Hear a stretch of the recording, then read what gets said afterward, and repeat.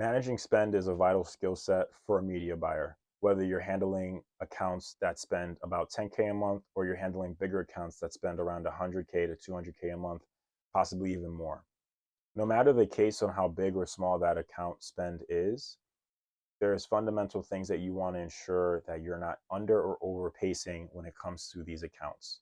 If your budget is on the bigger end and even on the smaller end too, you want to make sure that you're checking your budgets daily. This is something that's very important. I tend to look at my campaign budgets throughout the day, starting right off in the morning. I'll check again probably in the afternoon and then right before I log off. It's important that you do this so you understand that you know how you're it's important that you do this so you understand how you're pacing throughout the day. And if you need to make any adjustments, you can to prevent any level of underspending or overspending and prevent a negative conversation with a client for mismanaging spend. Second thing you want to do is you want to create reports.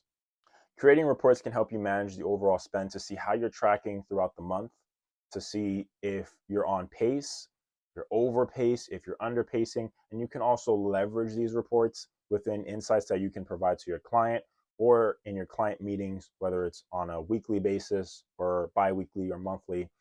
These reports can help you, and it's essentially a tool that you can leverage to just make sure that things are going well. Another thing you want to do is you want to make sure how your spend is evenly distributed throughout the accounts. Typically, I've seen accounts where Google tends to have more budget than Bing and Microsoft. There will be other different platforms that individuals use, but the important factor that you want to have is you just want to make sure you know where your dollars are going, what's typically the most efficient engine, what's typically the least inefficient engine, and where your dollars are going throughout the month, throughout the quarter of the year.